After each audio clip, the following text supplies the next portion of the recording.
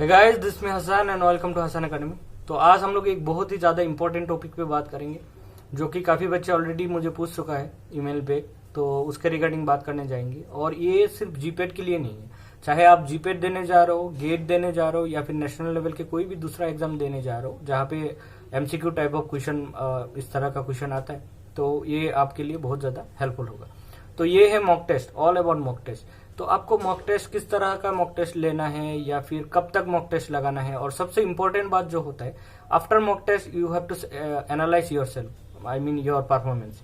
तो वो सब किस तरह से आपको करना है उसका रिगार्डिंग डिटेल्स में बात करेंगे। तो वीडियो को लास्ट तक देखो।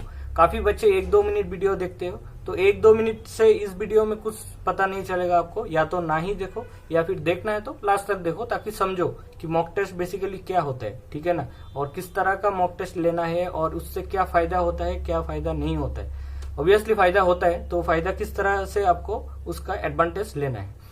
एंड वीडियो में आगे जाने से पहले बोल दूं, अगर चैनल को सब्सक्राइब नहीं किया, चैनल को सब्सक्राइब करो, नोटिफिकेशन ऑन रखो, जब भी वीडियो आएगा अब तक पहुंच जाएगा, ठीक है। इस चैनल में सिर्फ एग्जाम रिलेटेड वीडियो आता है या फिर सिलेबस रिगार्डिंग कुछ बातें आता है, ऐसा नहीं। हम वैकेंसी के रिगार्डिंग वीडियो भी बनाते हैं, चाहे वो फार्मा फील्ड का हो या फिर नेशनल लेवल की दूसरा वैकेंसी हो। एंड मैं डिटेल्स में अपना एक्सपीरियंस शेयर करूंगा कि मॉक टेस्ट के बारे में, कि किस तरह से क्या करना चाहिए। I have already crack 4 different national level exam. At this time I am preparing for civil service examination. तो उसका रिगार्डिंग जो भी मेरा एक्सपीरियंस है सब कुछ बातें बोलूंगा। तो देखो, सबसे पहले मॉक टेस्ट कब लगाना है और मॉक टेस्ट क्यों लगाना है। तो मॉक टेस्ट होता है बेसिकली, सबसे पहले मैं बोल रहा हूँ कि मॉक टेस्ट होता क्या है, ठीक है। मॉक टेस्ट होता है जो भी आप एग्जाम देने जा रहे हो ना, उसी पैटर्न का और उसी सिलेबस का एक प्री एग्जाम बोल लो आप, उसी पैटर्न का ही होगा।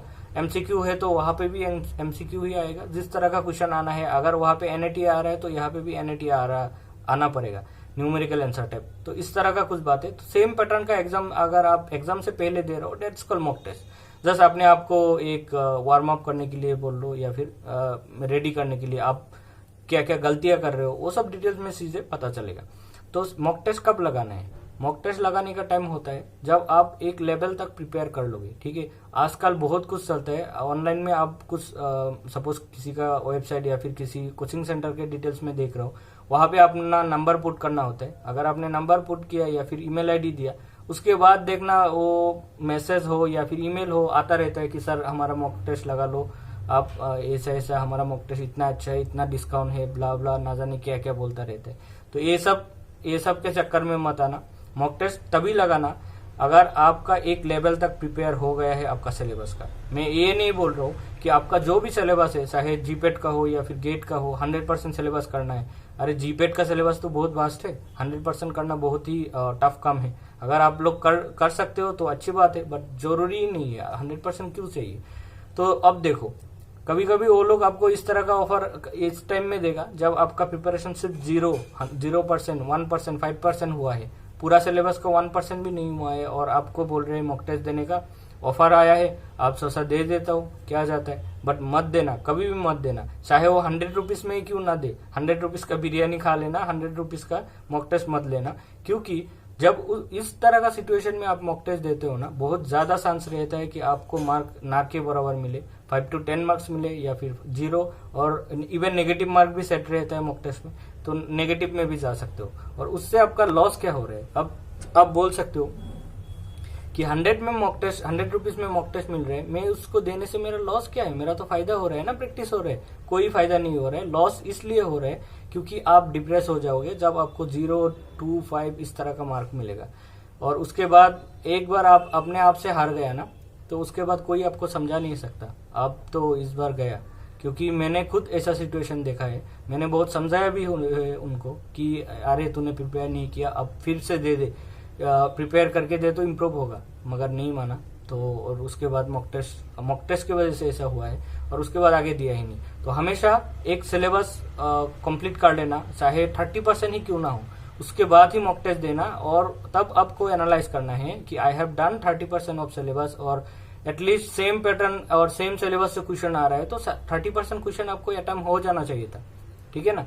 तो अब फिर भी 30% क्वेश्चन मुझसे अटेम्प्ट नहीं हो रहा है, तो मेरा कहाँ गलतियां रह गया? क्या मेरा मेन नोट्स में कुछ गलतियां है? हाँ, और एक बात, नोट्स रिगार्डिंग वीडियो कल परसों तक आ जाएगा कि आपको किस तरह से नोट्स बनाना है। और उसके बाद नेक्स्ट वीडियो आएगा रिपीट, कि आपको जो भी जो भी नोट है उसको आपको किस तरह से रिवीजन करते रहना है। रिवीजन बहुत ज्यादा इंपॉर्टेंट है, बिना रिवीजन कुछ नहीं होता। आपको कभी कभी ऐसा रियलाइज होगा, अरे एग्जाम आ गया, मैंने तो कुछ सीखा ही नहीं, बट ये नहीं है। आप रिवीजन करते रहोगे तो आपका काम बन जाएगा। एनीवे, मॉक टेस्ट पे आते हैं। तो अगर आपने 30% सिलेबस भी कर लिया तो उसके बाद अपने आप को एनालाइज करने की ट्राई करो कि गलतियां कहाँ हुआ है, और क्वेश्चन देखो।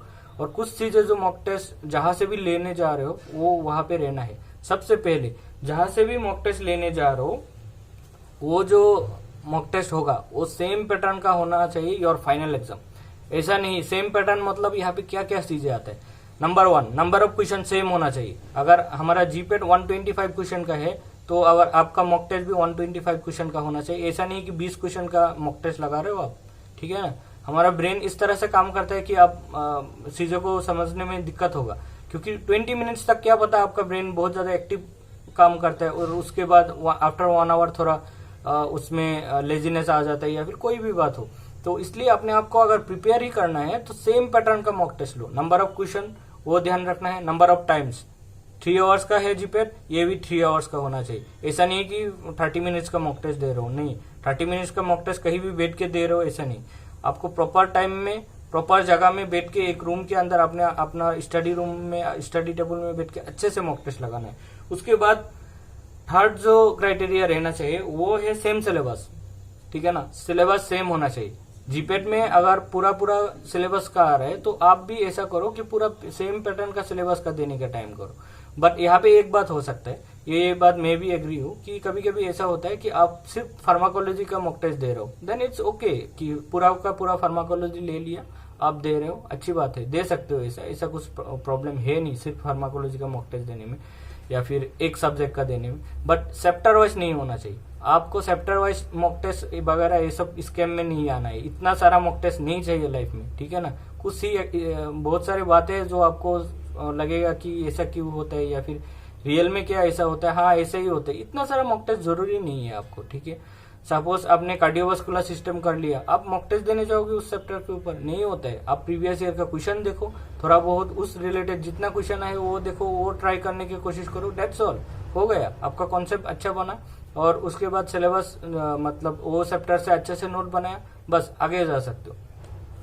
और एक चीजें आपको ध्यान रखना है, जब भी आप मॉक टेस्ट देने जा रहे हो ना, वहां पे जो भी आजकल तो सब ऑनलाइन ही हो गए, तो ऑनलाइन जब भी देने जा रहे हो तो वहां पे ध्यान रखना कि जो भी वो मार्किंग का सिस्टम है सेम आपका एग्जाम पैटर्न पे है कि नहीं।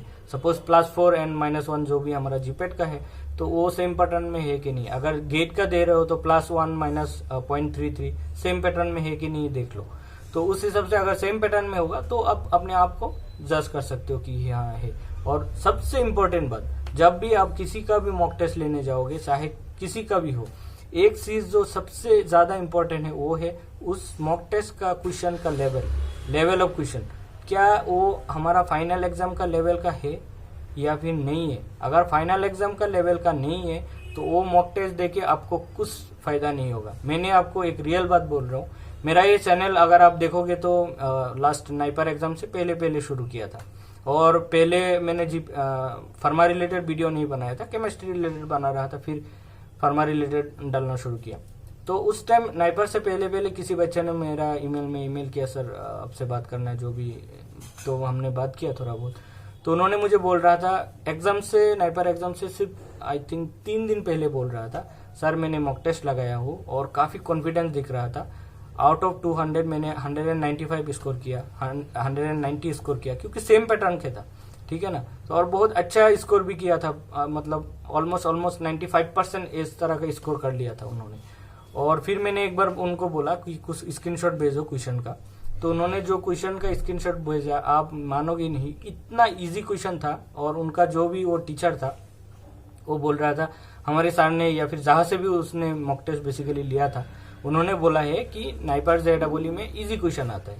तो इस बात कहीं ना कहीं थोड़ा बहुत सही है कि थोड़ा इजी आता है, बट इतना इजी नहीं। तो वो बच्चे ने आउट ऑफ 200 195 190 प्लस स्कोर कर रहा था, और वही बच्चे जब फाइनल एग्जाम दिया, जब रियल क्वेश्चन मिला, क्वेश्चन का लेवल इतना डिफरेंस मिल गया उसको, उसका जो ऑल इंडिया रैंक है 2000 के पीछे चला गया। ठीक है, तो ये सब प्रॉब्लम होता है अगर आप चीज़ों को अच्छे से एनालाइज नहीं करोगे। तो चीज़ों को एनालाइज करो, जो बंदा के पास एक्सपीरियंस है उससे अगर कुछ सुन रहे हो तो उसको फॉलो करो। तो तही मैं नहीं बोल रहा कि आपका पूरा का पूरा स्टडी पैटर्न या फिर कुछ भी हो, आप किसी का भी टॉपर का देख लो, किसी का देख लो और मानो ना, बट थोड़ा बहुत एक्सपीरियंस उनका जो है पहले साल का या फिर पहले प्रीवियस बच्चे का, उसका तो आप फॉलो करो। और उसके बाद मैं एक बात बोलता हूँ, कब मॉक टेस्ट देना बंद कर देना चाहिए, कब शुरू करना चाहिए। तो मैंने पहले ही बोला 30 to 40% सिलेबस हो गया, आप दे सकते हो। और रहे बात एग्जाम की टाइम की, तो एग्जाम से 1.5 महीना 2 महीना पहले देना शुरू करो। और कब बंद कर देना है, एग्जाम से 10 दिन पहले, या फिर अगर ज्यादा पास भी जा रहे हो तो 1 वीक पहले, आपको एग्जाम से 1 वीक पहले मॉक टेस्ट देना बंद कर देना चाहिए। बस हो गया, जितना होना था मॉक टेस्ट का काम कर लिया, अब जो होगा वो आप खुद करोगे, और जितना भी सीखा है उसी को ही उधर डालना है। और एक हफ्ते में 2-3 मॉक टेस्ट, 4-5 मॉक टेस्ट मत देना। एक मॉक टेस्ट देना, उसको अच्छे से एनालाइज करना। अगर आपके पास टाइम के शॉर्टेज है और मॉक टेस्ट ज्यादा देना चाहते हो तो 2 मॉक टेस्ट देना, और अपने आप को मतलब एनालाइज करना। और ये बातें जो है ना, ये बैंकिंग या फिर जो भी दूसरा एसएससी सीजीएल उनके लिए लागू नहीं होता है, उनके लिए नहीं। मैं ये सब बाकी नेशनल लेवल के एग्जाम के बोल रहा हूँ, क्योंकि उनको बहुत ज्यादा मॉक टेस्ट देना होता है, अपने आप को इम्प्रूव करना होता है, उनका टाइम शॉर्टेज बहुत ज्यादा रहता है। मेरा दोस्त लोग है जो बैंकिंग का कर रहे हैं, हर 3 दिन 2 दिन में मॉक टेस्ट देता रहता है, अपने आप को इम्प्रूव करता रहता है, और टाइमिंग फास्ट, मतलब कैलकुलेशन फास्ट करता है। वो अलग बात है, कम्प्लीटली डिफरेंट फील्ड है, उनको बहुत ज्यादा मॉक टेस्ट देना भी पड़ता है। बट जीपेट, गेट, आपको नाइपर जेडबल ज्यादा मॉक टेस्ट नहीं, 6-7-8 एग्जाम दे लोगे, मतलब किसी एक का मॉक टेस्ट सीरीज ले लोगे, काम हो गया। उसके बाद लास्ट पोर्शन है, आपको एनालाइज करना है कि आपको गलतियां कहाँ हो रहे हैं, where you need to improve yourself, ये सब चीजें देखना है और इम्प्रूव करो। उसके बाद नेक्स्ट मॉक टेस्ट दिया तो इम्प्रूव हुआ कि नहीं। तो बेसिकली आपको मॉक टेस्ट से आपका जो फायदा होने वाला है वो ये सब फायदा होगा कि आप 3 आवर्स में 125 क्वेश्चन तक जा पाते हो कि नहीं, टाइम मैनेजमेंट थोड़ा बहुत सीख लोगे, या फिर एग्जाम का जो भी प्रेशर हैंडलिंग है वो सीख लोगे। बट प्रेशर हैंडल तभी सीखोगे जब आप इसको एक अच्छे तरीका से दोगे। ऐसा नहीं कि इधर गाना भी सुन रहे हो और थोड़ा बहुत मॉक टेस्ट भी लगा रहे हो, थोड़ा बहुत बीच में गेम भी खेल रहे हो, ऐसा नहीं। अगर सीरियस होके दोगे तो थोड़ा बहुत फायदा कर देगा, थोड़ा बहुत नहीं, काफी लेवल तक फायदा कर देता है। और रही बात मैंने कहाँ से मॉक टेस्ट दिया था क्या, ये सब बातें इधर नहीं बोलूंगा। ठीक है, मेरा डिस्क्रिप्शन में मेरा लिंक्डइन तो नहीं, इंस्टाग्राम का लिंक रख दूंगा, या फिर इंस्टा आईडी रख दूंगा, तो जहाँ पे आप टेक्स्ट कर सकते हो तो मैं बोल दूंगा। वो one of the best mock test था उस टाइम का, 2018 के आसपास, और बाद में भी था। अभी वो लोग मॉक टेस्ट रिलीज कर रहे हैं कि नहीं, मुझे टीचर से बात नहीं हुआ। अगर रिलीज कर रहे हैं तो ठीक है, मैं आप मुझे टेक्स्ट करो, मैं बोल दूंगा। बस इतना ही बात था। और कल वीडियो आएगा कि आपको नोट्स किस तरह से बनाना चाहिए, कितना टाइप का नोट्स बनाना चाहिए, तो ये सभी बात है। और जितना हो सके आप क्या बोलता है, इंस्टाग्राम में मुझे टेक्स्ट करो, कोई भी इशू हो। कल किसी बच्चे ने टेक्स्ट कर ही रहा था, तो आप भी टेक्स्ट कर सकते हो, हम लोग वहाँ पे डिस्कस करेंगे। ये बाकी ईमेल आईडी तो है ही, अगर ईमेल करना है तब भी कर सकते हो। बस इतना ही है, ठीक है। तो ऐसा कुछ नहीं है कि मेरा खुद का मॉक टेस्ट में रिलीज कर रहा हूँ, मेरा टेस्ट दे दो, ऐसा कुछ भी नहीं है। आप जहाँ से भी दो, सिर्फ ये सब क्राइटेरिया यू शुड फॉलो, तभी आपका बेनिफिट होगा। नहीं तो ये हर चीज बेनिफिट नहीं होता है, ठीक है ना। काफी जगह पे स्कैम चलता है, स्कैम बोलने के लिए मुझे अच्छा नहीं लग रहा है, बट स्कैम चलता है। कुछ भी लेवल का क्वेश्चन दे देता है, बच्चे सोचता है अच्छा मार्क मिल गया, वाओ, बस कुछ नहीं होता। जब असली वाला एग्जाम आता है सब निकल आता है, कुछ फायदा नहीं होता, ठीक है ना। तो कुछ भी लेवल का क्वेश्चन बनाना और उसके बाद वो सब बच्चों को प्रोवाइड करना और बोलना कि हमारा मॉक टेस्ट बेस्ट है, ये सब वगैरह काइंड ऑफ स्कैम है। बच्चों का लाइफ या फिर उनका जो भी प्रिपरेशन है उसमें डिस्टर्ब आता है। चीजें को अच्छे से एनालाइज करो, एक बार देख लो कि अच्छा लेवल का क्वेश्चन है कि नहीं, तभी मॉक टेस्ट दो। सपोज आपने मॉक टेस्ट खरीद लिया, क्वेश्चन का लेवल बहुत घटिया है, मत दो, पैसा गया। आप कुछ भी दूसरा से खरीद लेना, या फिर प्रीवियस ईयर का क्वेश्चन देखते रहना, मॉडल क्वेश्चन पेपर रहते हैं वो सब करते रहना, उससे भी काम बन जाएगा। बट ये सब स्कैम के अंदर मत आना। अपना टाइम बहुत ज्यादा इंपॉर्टेंट है, एग्जाम आ रहे हैं, टाइम का और पैसा तो इम्पोर्टेंट है, वो सेकेंडरी है, बट टाइम अभी लिमिटेड टाइम है। फरवरी लास्ट में आपका एग्जाम हो जाएगा।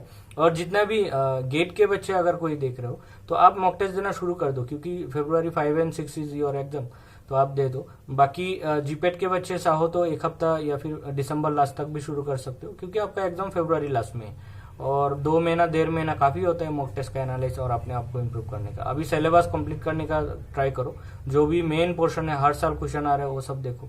और बाकी इतना ही है। मॉक टेस्ट रिगार्डिंग कोई भी बात हो तो मैं आपको बोल दूंगा बाद में, या फिर मैंने कौन सा कोचिंग सेंटर से मॉक टेस्ट लिया था और इतना अच्छा था, वो कितना मॉक टेस्ट दिया था, क्या डिटेल्स में कभी दिन बात करेंगे। बट पहले टीचर से मैं बात कर लूंगा कि वो लोग प्रोवाइड कर रहे हैं कि नहीं अभी मॉक टेस्ट। ठीक है, thank you for watching and keep sharing. और थोड़ा बहुत शेयर कर दो काइंडली। अगर आप लोग शेयर नहीं करोगे ना तो वीडियो आना ऑलमोस्ट बंद हो जाएगा या फिर कम आएगा। एटलीस्ट जीपेट रिलेटेड वीडियो तो नहीं आएगा। ठीक है, तो मैं सीरियसली बोल रहा हूँ, थोड़ा बहुत लाइक करो, शेयर करो अपने फ्रेंड को, तभी जितना स्ट्रेटेजी रिलेटेड वीडियो है आता रहेगा। नहीं तो मैं दूसरा का वीडियो बनाता रहूंगा, गेट हो गया या फिर सीयू सेट हो गया, कोई भी एग्जाम होगा, कुछ भी डाल दूंगा। ठीक है, thank you for watching and keep sharing. Thank you.